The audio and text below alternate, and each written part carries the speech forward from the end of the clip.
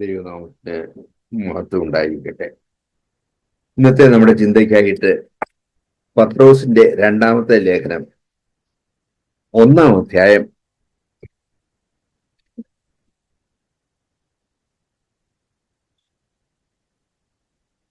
പത്രോസിന്റെ രണ്ടാമത്തെ ലേഖനം 1-ാം അധ്യായം 3 മുതൽ 11 വരെയുള്ള വാക്യങ്ങൾ 3 മുതൽ 11 വരെയുള്ള വാക്യങ്ങൾ വായിക്കാം. 2 പത്രോസ് 1-ാം അധ്യായം 3 മുതൽ 11 വരെയുള്ള വാക്യങ്ങൾ.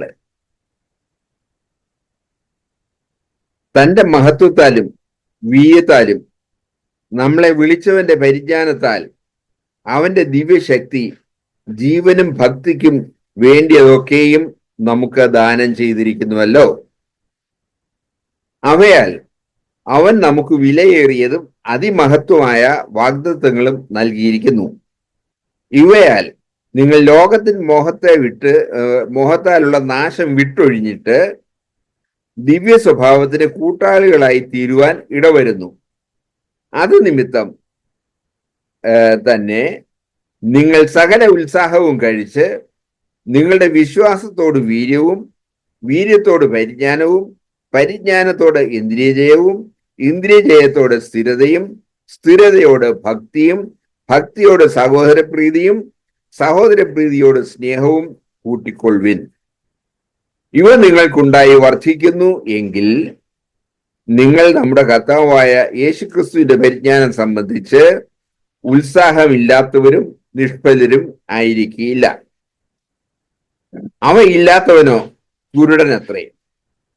അവൻ ഹ്രസ്വദൃഷ്ടിയുള്ളവനും തന്റെ മുമ്പിലത്തെ പാവങ്ങളുടെ ശുദ്ധീകരണം മറന്നവനും തന്നെ. അതുകൊണ്ട് സഹോദരന്മാരെ, നിങ്ങളുടെ വിളിയും തെരഞ്ഞെടുപ്പും ഉറപ്പാക്കുവാൻ അധികം ശ്രമിപ്പിൻ.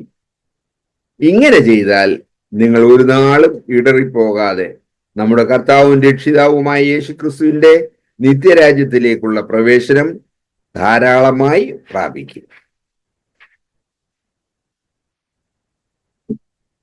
പത്രോസ് വളരെ സ്നേഹത്തോടെ നമുക്ക് എഴുതിയിരിക്കുകയാണ്. നമ്മൾ വിചാരിക്കും 2000 വർഷം മുമ്പ് എഴുതാൻ നമ്മളെ അറിയത്തില്ലല്ലോ. അല്ല, നമ്മളെ അറിയുമായിരുന്നു. ഇന്ന് നമ്മൾ കർത്താവിന്റെ വചനം ശ്രദ്ധിക്കുന്നുണ്ടെന്നുള്ള വിവരം ആ സഹോദരന് അറിയാമായിരുന്നു. അതുകൊണ്ട് നമുക്ക് വേണ്ടിയിട്ട് എഴുതിയതാണ്. നമുക്ക് വേണ്ടിയിട്ട് എഴുതിയതായതുകൊണ്ട് നമുക്ക് വളരെ ശ്രദ്ധയോടെ ഇരിക്കാം. 1-ാമത്തെ വാക്യത്തിലെ നമ്മുടെ ദൈവത്തിന്റെയും രക്ഷിതാവായ യേശുക്രിസ്തുവിന്റെയും നീതിയാൽ, നമ്മളുടെ ദൈവത്തിന്റെയും കർത്താവായ യേശുക്രിസ്തുവിന്റെയും നീതിയാൽ ഞങ്ങൾക്ക് ലഭിച്ചതുപോലെ അതേ വിലയേറിയ വിശ്വാസം ലഭിച്ചവർക്ക്, പത്രോസിനും കൂട്ടർക്കും ലഭിച്ചതുപോലെ അതേ വിശ്വാസം ലഭിച്ചവർക്ക് എന്ന് എഴുതിയിരിക്കുന്നു. ഈ പറഞ്ഞിരിക്കുന്ന കൂട്ടത്തിലാണോ നമ്മള്? ഈ പറഞ്ഞ കൂട്ടത്തിൽ വരുമോ? ആ വിശ്വാസം ലഭിച്ചവരാണോ? ആ കാര്യത്തിൽ നമ്മൾ നമ്മളെ തന്നെ ഒന്ന് ശോധന ചെയ്യണം. പത്രോസിനും കൂട്ടർക്ക് ലഭിച്ചതുപോലെയുള്ള വിശ്വാസം ലഭിച്ചവരാണോ എന്നുള്ളത് നമ്മൾ നമ്മെ തന്നെ ശോധന ചെയ്യുക. 3-4 വാക്യങ്ങളിൽ കർത്താവ് നമുക്ക് വേണ്ടി ചെയ്തിരിക്കുന്ന കാര്യങ്ങൾ പറഞ്ഞിരിക്കുന്നു. നമുക്ക് വേണ്ടി ചെയ്തത്, കർത്താവ് സ്വർഗത്തിലെ പിതാവിന്റെ ഓമനപുത്രനായിട്ട് പിതാവിനോട് ചേർന്നിരുന്നവൻ, അവൻ നമ്മളുടെ രക്ഷയ്ക്ക് വേണ്ടിയിട്ട് ഈ താണലോകത്തിലേക്ക് വന്നു, ഈ ലോകത്തിലേക്ക് വന്നു, അഥവാ ലോകത്തിലേക്ക് അവൻ ഇറങ്ങി വന്നു. സ്വർഗത്തിലിരിക്കുന്നവന് ലോകത്തിലിരിക്കാൻ ഇഷ്ടമില്ല. പക്ഷേ നമ്മളെ രക്ഷിക്കാൻ വേണ്ടിയിട്ട്, ഈ ഇരിക്കുന്ന ഓരോരുത്തരെയും രക്ഷിക്കാൻ വേണ്ടിയിട്ട് അവൻ സ്വർഗത്തിൽ നിന്ന് പിതാവിന്റെ സന്നിധിയിൽ നിന്ന് താണിറങ്ങി വന്ന് നമ്മളുടെ പാപത്തിന്റെ പരിഹാരമായിട്ട്, പാപം അവൻ ചെയ്തിട്ടല്ല, നമ്മളുടെ പാപത്തിന്റെ പരിഹാരത്തിനായിട്ട്, നമ്മൾ ഈ ഇരിക്കുന്ന ഓരോരുത്തരുടെയും പാപത്തിന്റെ പരിഹാരത്തിനായിട്ട് അവൻ കാൽവറി ക്രൂശില് അവൻ ക്രൂശിൽ കയറി. അവര് ക്രൂശിൽ കയറ്റി തന്റെ രണ്ട് കൈകളെയും വിരിച്ച് അവിടെ ആണിയാൽ തറച്ച് ആ ക്രൂശിൽ കിടന്നു. നമ്മുടെ പാപത്തിന്റെ പരിഹാരം അവൻ വരുത്തി. നമ്മുടെ പാപത്തിന്റെ പരിഹാരം അവൻ വരുത്തി. അത് എത്രമാത്രം വലിയ കാര്യമാണ്, ചെറിയ കാര്യമാണോ? നമുക്ക് വേണ്ടിയിട്ട്, എനിക്ക് വേണ്ടിയിട്ട്, എന്റെ പാപത്തിന്റെ പരിഹാരത്തിന് വേണ്ടിയിട്ട് യേശു ക്രിസ്തു ഈ ലോകത്തിൽ, സ്വർഗത്തിൽ നിറങ്ങി ഈ ലോകത്തിൽ വന്ന് ഞാൻ അനുഭവിക്കേണ്ട ശിക്ഷ അവന്റെ ശരീരത്തിൽ അവൻ അനുഭവിച്ച് എന്നെ കുറ്റവിമുക്തനാക്കി. അതുകൊണ്ട് ഞാൻ ഈ കർത്താവിനെ എത്രമാത്രം സ്നേഹിക്കണം. എനിക്ക് നിത്യജീവൻ തന്നു, അല്ലെങ്കിൽ ഞാൻ നശിച്ചു പോയേനെ. ഈ കർത്താവിനെ ഞാൻ എത്രമാത്രം സ്നേഹിക്കണം. അവനെ ഞാൻ വളരെയധികം സ്നേഹിക്കുന്നു.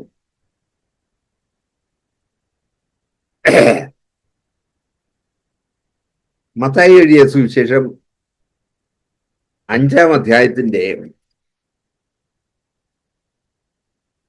മത്തായി എഴുതിയ സുവിശേഷം 5-ാം അധ്യായത്തിന്റെ 44 മുതൽ 48 വരെയുള്ള വാക്യങ്ങളിൽ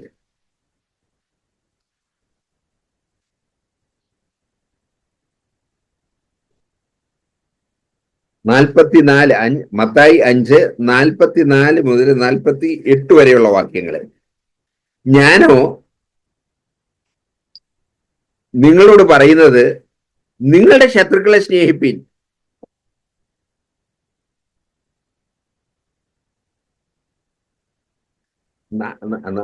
ഞാൻ തെറ്റിപ്പോയല്ലോ.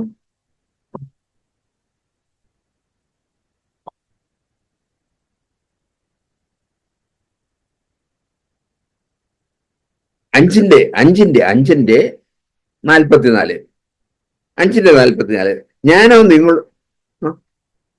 ഞാനോ നിങ്ങളോട് പറയുന്നത്, നിങ്ങളുടെ ശത്രുക്കളെ സ്നേഹിപ്പിൻ, നിങ്ങളെ ഉപദ്രവിക്കുന്നവർക്ക് വേണ്ടി പ്രാർത്ഥിപ്പിൻ. നിങ്ങളുടെ ശത്രുക്കളെ സ്നേഹിപ്പിൻ, നിങ്ങളെ ഉപദ്രവിക്കുന്നവർക്ക് വേണ്ടി പ്രാർത്ഥിപ്പിൻ. സ്വർഗസ്ഥനായ നിങ്ങളുടെ പിതാവിന് പുത്രന്മാരായി തീരേണ്ടതിന് തന്നെ. അത് നമ്മൾ ചെയ്താൽ ദൈവത്തിന്റെ മക്കളായി തീരും. നമ്മളെ ഉപദ്രവിക്കുന്നവർക്ക് വേണ്ടി, നമ്മളുടെ ശത്രുക്കൾക്ക് വേണ്ടി നമ്മൾ പ്രാർത്ഥിച്ചാൽ നമ്മള് ഈ കർത്താവിന് പുത്രന്മാരായി തീരേണ്ടതിന് തന്നെ. അവൻ ദുഷ്ടന്മാരുടെ മേലും നല്ലവരുടെ മേലും സൂര്യനെ ഉദിപ്പിക്കുകയും നീതിമാന്മാരുടെ മേലും നീതികെട്ടവരുടെ മേലും മഴ പെയ്യുകയും ചെയ്യുന്നു. അവിടെ ഒരു വ്യത്യാസവും കാണിക്കുന്നില്ല കർത്താവ്. നീതിമാന്മാരാണോ നീതികെട്ടവരാണോ, പക്ഷെ അവർക്ക് മുഴുവൻ മഴ കൊടുക്കുന്നു, അവർക്ക് മുഴുവൻ വെയിൽ കൊടുക്കുന്നു, അവർക്ക് മുഴുവൻ നല്ല കാലാവസ്ഥ കൊടുക്കുന്നു, അവരുടെ വിളവുകളെ സമൃദ്ധിയായി അനുഗ്രഹിക്കുന്നു. ആ കർത്താവിന്റെ സ്വഭാവമാണ് നമുക്ക് വേണ്ടത്. ഉദിപ്പിക്കുകയും ചെയ്യും, നീതികെട്ടവരുടെ മേലും മഴ പെയ്യിക്കുകയും ചെയ്യുന്നുവല്ലോ. നിങ്ങളെ സ്നേഹിക്കുന്നവരെ സ്നേഹിച്ചാൽ നിങ്ങൾക്ക് എന്ത് പ്രതിഫലം? നമുക്കിഷ്ടമാ. എന്നെ സ്നേഹിക്കുന്നവരെ സ്നേഹിക്കാൻ എനിക്കിഷ്ടമാ. നമുക്ക് ഓരോരുത്തർക്കും അത് ഇഷ്ടമാ. നമ്മളോട് ഇച്ചിരി വിരോധമുള്ളവരെ സ്നേഹിക്കാൻ നമ്മളെ കൊണ്ട് പറ്റുമോ? നമുക്ക് നമ്മളെ വിരോധിക്കുന്നവരെ സ്നേഹിക്കാൻ നമുക്ക് പറ്റുമോ? യേശു അത് ചെയ്തു. അത് യേശുവിന്റെ ശിഷ്യന്മാരാണെങ്കിൽ നമ്മളും അത് ചെയ്യണം.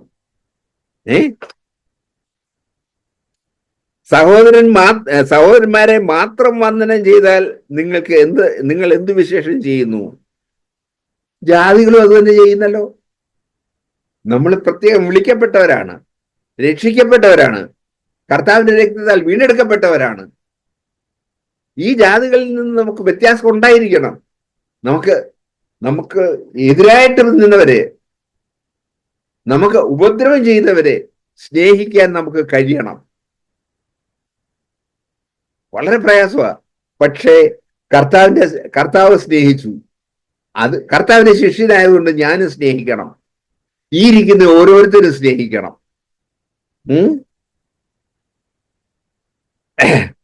ജാതികളും അങ്ങനെ തന്നെ ചെയ്യുന്നില്ലയോ? ആകയാൽ നിങ്ങളുടെ സ്വർഗീയ പിതാവ് സൽഗുണപൂർണനായിരിക്കുന്ന പോലെ, പിതാവാം ദൈവം സൽഗുണപൂർണനാണ്. ആ ഒരു പാർഷ്യാലിറ്റിയും ഇല്ലാതെ ഒരുപോലെ എല്ലാവർക്കും കൊടുക്കുന്നു. അവനെ സ്നേഹിക്കുന്നവർക്കും അവനെ സ്നേഹിക്കാത്തവർക്കും അവൻ എതിര് പറയുന്നവർക്കും അവൻ കൊടുക്കുന്നു, ഒരുപോലെ കൊടുക്കുന്നു. നിങ്ങളുടെ സ്വർഗീയ പിതാവ് സൽഗുണപൂർണനായിരിക്കുന്നത് പോലെ നിങ്ങളും സൽഗുണപൂർണർ ആകുവിൻ എന്നാണ് നമ്മളോട് പറയുന്നത്.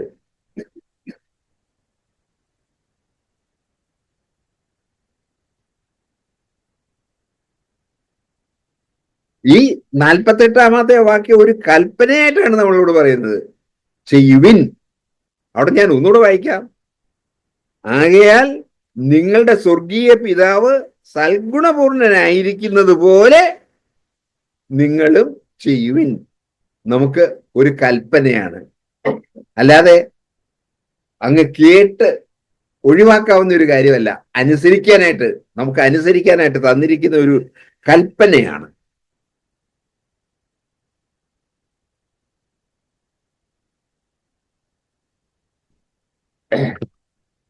തെസ്സലോനിക്കർക്ക് എഴുതിയ രണ്ടാമത്തെ ലേഖനം,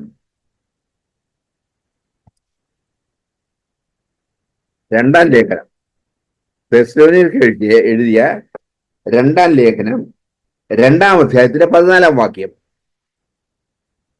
2 തെസ്സലോനിയർ 2:14. നമ്മുടെ കർത്താവായ യേശുക്രിസ്തുവിന്റെ മഹത്വം പ്രാപിപ്പാനല്ലോ അവൻ ഞങ്ങളുടെ സുവിശേഷ ഘോഷണത്താൽ നമ്മളെ രക്ഷയ്ക്ക് വിളിച്ചത്. നമ്മൾ വെറും പാപികളായിരുന്നു, എറിയപ്പെട്ടവരായിരുന്നു. പക്ഷെ നമ്മളെ രക്ഷയ്ക്ക് വിളിച്ചു. ആ രക്ഷയ്ക്ക് വിളിച്ചിരിക്കുന്നത്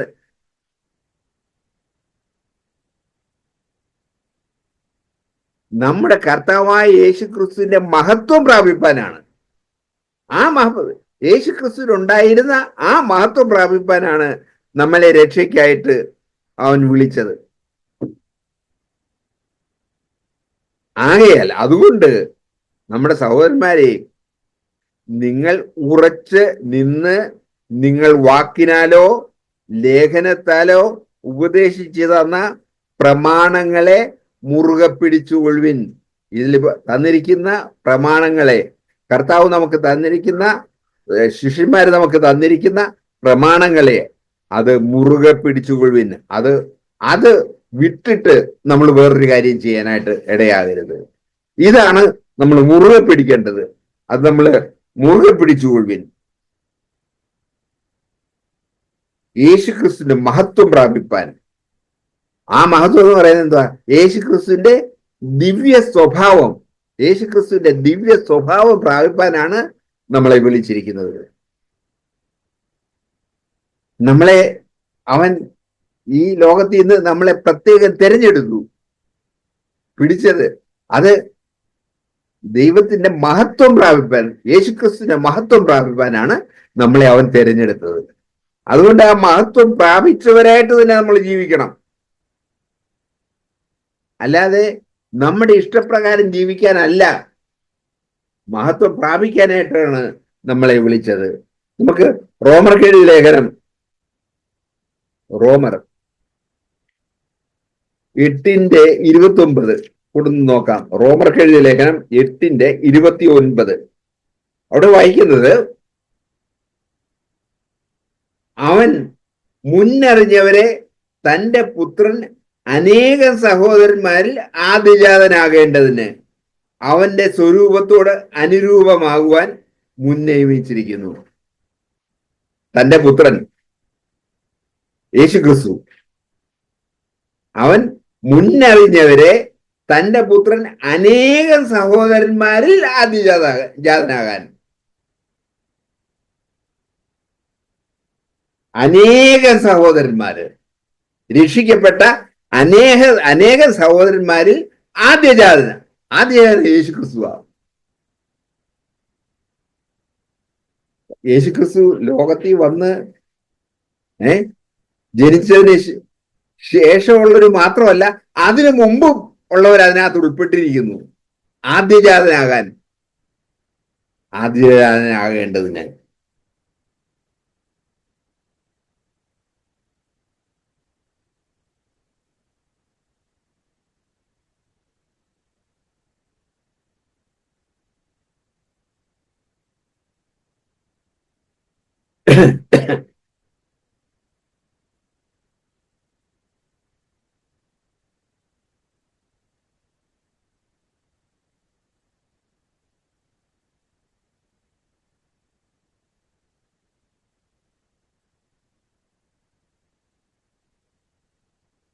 അവൻ മുന്നറിഞ്ഞവരെ തന്റെ പുത്രൻ അനേകം സഹോദരന്മാരിൽ ആദ്യജാതനാകേണ്ടതിന് അവന്റെ സ്വരൂപത്തോട് അനുരൂപമാകുവാൻ.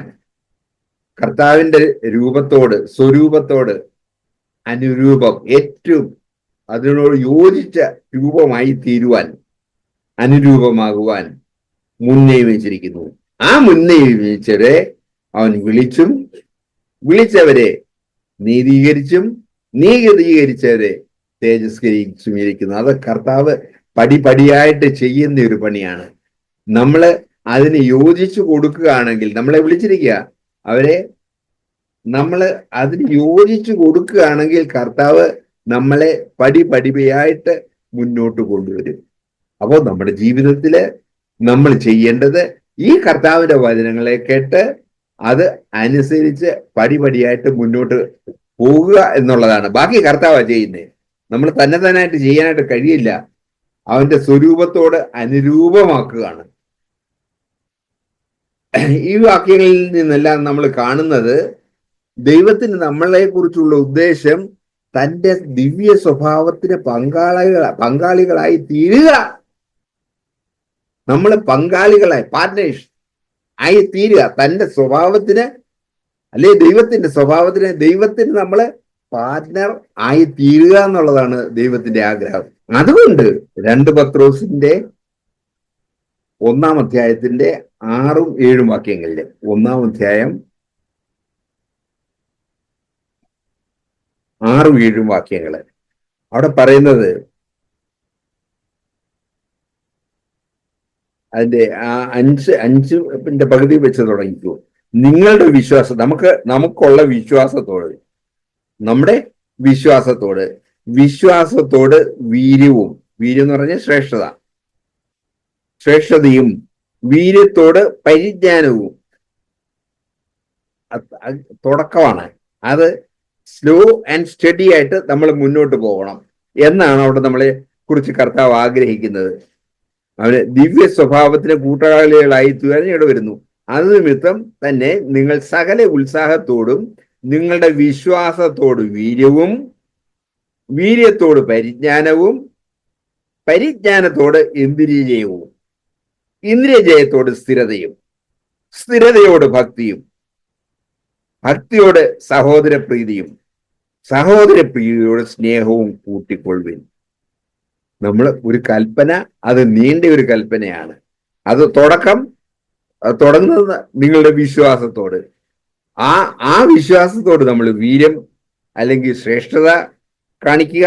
ആ ശ്രേഷ്ഠതയോട് പരിജ്ഞാനം, പരിജ്ഞാനത്തോട് സ്ഥിരത, സ്ഥിരതയോട് ഭക്തി, ഭക്തിയോട് സഹോദരപ്രീതിയും, സഹോദരപ്രീതിയോട് സ്നേഹവും നമ്മളെ കൂട്ടിക്കൊള്ളുവിൻ. ഇത് കൂട്ടിക്കൊണ്ട്, അപ്പൊ പടിയായിട്ട് നമ്മൾ മുന്നോട്ട് അത് ഇങ്ങനെ ഒരു ഗോവേണിയിൽ കയറുന്ന പോലെ കയറി പോകണം.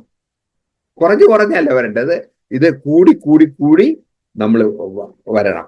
ആ വരണമെന്നുള്ളതാണ് പത്രോസ് നമുക്ക് തന്നിരിക്കുന്ന കൽപ്പന.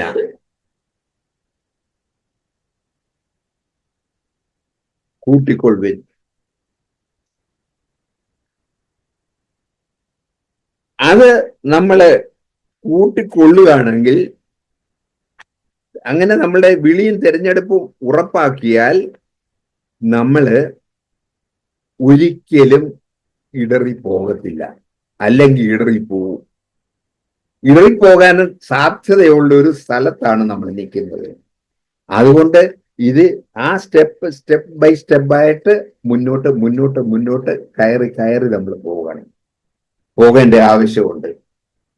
കൂട്ടിക്കൊള്ളുവേൻ.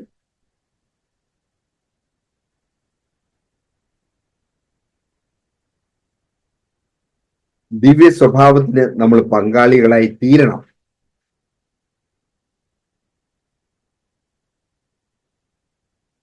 ഗലാത്യർ 5:22 നമ്മൾ വായിക്കുന്നത്, ഗലാത്യർ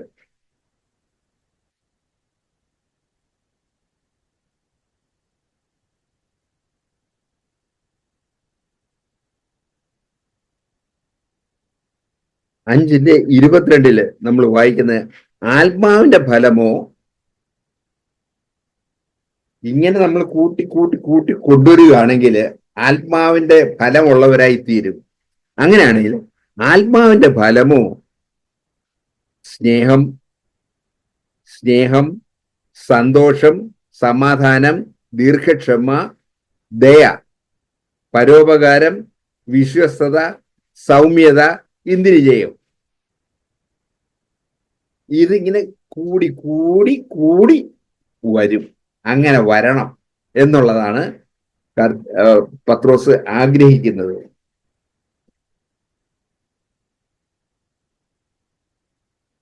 അങ്ങനെ നമ്മള്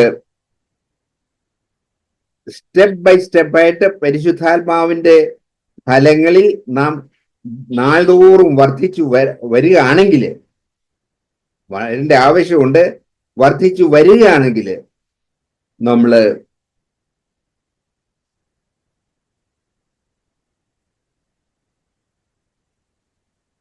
നമ്മള് അല്പം പോലും പുറകോട്ട് പോവുകയില്ല. ക്രിസ്തീയ ജീവിതത്തിൽ ഓരോ ദിവസവും നമ്മളെ മുന്നിൽ തന്നെ എത്തും. അവിടെ അങ്ങനെ എത്തിയാൽ സ്നേഹത്തെയും സഹോദരപ്രീതിയെയും കുറിച്ച് പറയുന്ന 2 വാക്യങ്ങളും കൂടെ ഞാൻ വായിക്കാം. ഇവിടെ സ്നേഹത്തെയും സഹോദരപ്രീതിയെയും കൂടെ പറയുന്ന 2 വാക്യങ്ങള്. ഒന്ന് യോഹന്നാന്റെ 13-ാം അധ്യായം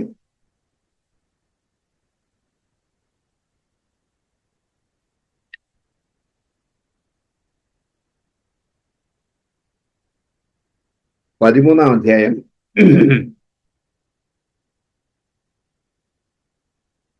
13-ഉം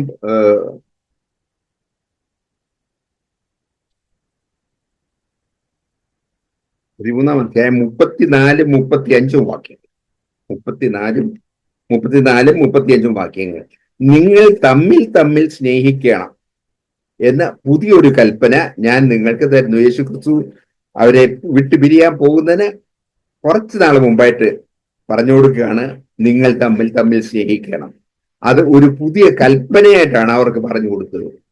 നമുക്കും ആ കൽപ്പന അർത്ഥവത്താണ്, നമ്മളും അനുസരിക്കേണ്ടതാണ്. അതുകൊണ്ട് നിങ്ങൾ തമ്മിൽ സ്നേഹിക്കണം എന്ന് പുതിയൊരു കൽപ്പന ഞാൻ നിങ്ങൾക്ക് തരുന്നു. എങ്ങനെ വേണം? ഞാൻ നിങ്ങളെ സ്നേഹിച്ചതുപോലെ, യേശുക്രിസ്തു നമ്മളെ സ്നേഹിച്ചതുപോലെ നിങ്ങൾ തമ്മിൽ സ്നേഹിക്കണം. യേശുക്രിസ്തു എങ്ങനെ നമ്മളെ സ്നേഹിച്ചേ? സ്വർഗത്തിൽ ഇറങ്ങാൻ തീരുമാനിച്ചു, ഒരു മനുഷ്യനായി തീരാൻ തീരുമാനിച്ചു, നമ്മുടെ പാപത്തിന് പരിഹാരമായിട്ട് ക്രൂശിൽ മരിക്കാൻ തീരുമാനിച്ചു. ഇങ്ങനെ ഞാൻ നിങ്ങളെ സ്നേഹിച്ചതുപോലെ നമ്മള് പരസ്പരം സ്നേഹിക്കാനാണ് നമ്മളോട് പറഞ്ഞത്. നിങ്ങൾക്ക് തമ്മിൽ സ്നേഹമുണ്ടെങ്കിൽ, 35-ാം വാക്യം, നിങ്ങൾക്ക് തമ്മിൽ സ്നേഹമുണ്ടെങ്കിൽ നിങ്ങൾ എന്റെ ശിഷ്യന്മാർ എന്ന് ലോകം മുഴുവൻ എല്ലാവരും അറിയും. അങ്ങനെ മാത്രമേ നമ്മൾ കർത്താവിന്റെ ശിഷ്യന്മാരാണെന്ന് അറിയത്തുള്ളൂ. അപ്പോൾ പരസ്പരം സ്നേഹിക്കുന്നെങ്കിൽ മാത്രമേ നമ്മൾ ക്രിസ്ത്യാനികളായി തീരത്തുള്ളൂ.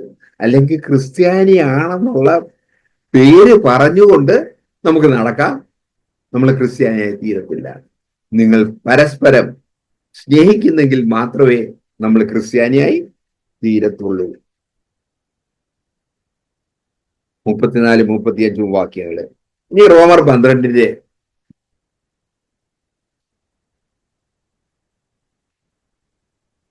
റോമർക്ക് എഴുതിയ ലേഖനം 12-ാം അധ്യായം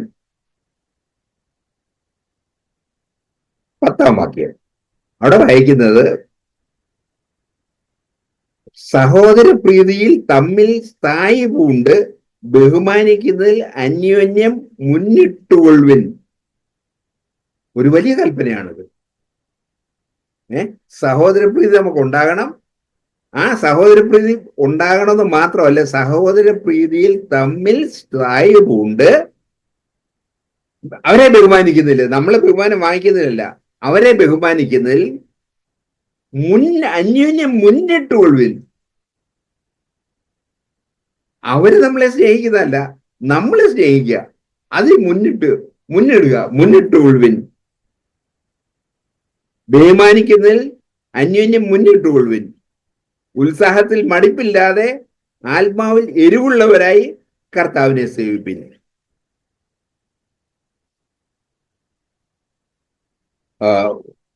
1 പത്രോസിന്റെ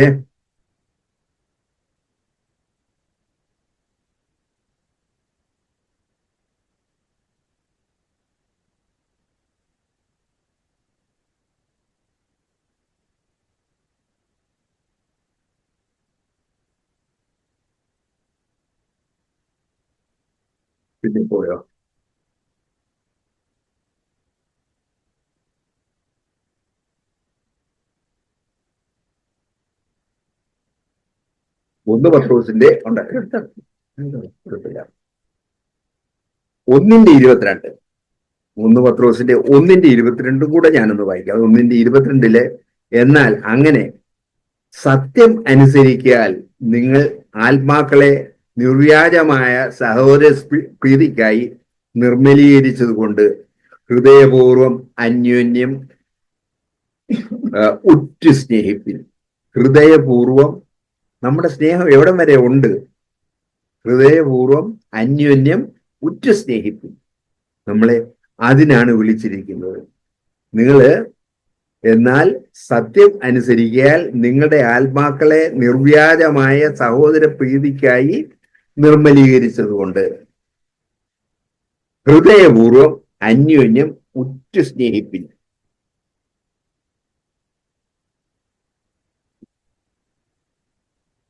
അങ്ങനെ നമുക്ക് ഒരു കൽപ്പന പോലെ അത് പറഞ്ഞു തന്നിരിക്കുകയാണ്. 1:11 പത്രോസിന്റെ 1:11 നമ്മൾ വായിക്കുന്നത്, അവരിലുള്ള ക്രിസ്തുവിന്റെ ആത്മാവ് ക്രിസ്തുവിന് വരേണ്ടിയ കഷ്ടങ്ങളെയും പിൻവരുന്ന മഹിമയെ മുൻകൂട്ടി സാക്ഷീകരിച്ചപ്പോൾ സൂചിപ്പിച്ച സമയം ഏതോ എങ്ങനെയുള്ളതോ എന്ന് പ്രവാചകന്മാർ ആരാഞ്ഞു നോക്കി. അവര് തങ്ങൾക്കായിട്ടല്ല, നിങ്ങൾക്കായിട്ടത്രേ അത് ആരാഞ്ഞു നോക്കിയത്. എന്നിട്ട് തങ്ങൾ ആ ശുശ്രൂഷ ചെയ്യുന്നു എന്ന് അവർക്ക് വെളിപ്പെട്ടു. സ്വർഗത്തിൽ നിന്ന് അയച്ച പരിശുദ്ധാത്മാവിനാൽ നിങ്ങളോട് സുവിശേഷം അറിയിച്ചവർ അത് ഇപ്പോൾ നിങ്ങളെ ഗ്രഹിപ്പിച്ചിരിക്കുന്നു. അതിലേക്ക് ഗ്രഹിപ്പിച്ച ആ സുവിശേഷത്തിലേക്ക്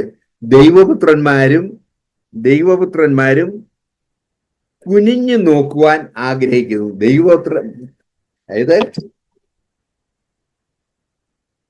ദൈവപുത്രന്മാര് അത് കുനിഞ്ഞു നോക്കുവാൻ ആഗ്രഹിക്കുന്നു.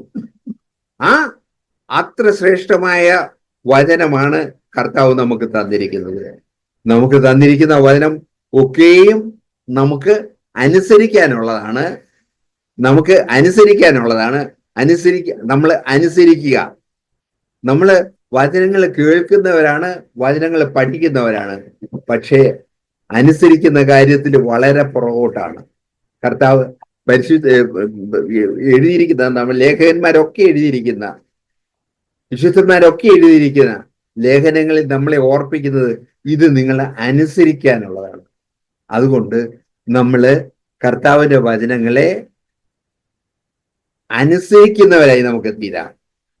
അതിനായിട്ട് ദൈവം നമ്മളെ ഓരോരുത്തരെയും അനുഗ്രഹിക്കട്ടെ.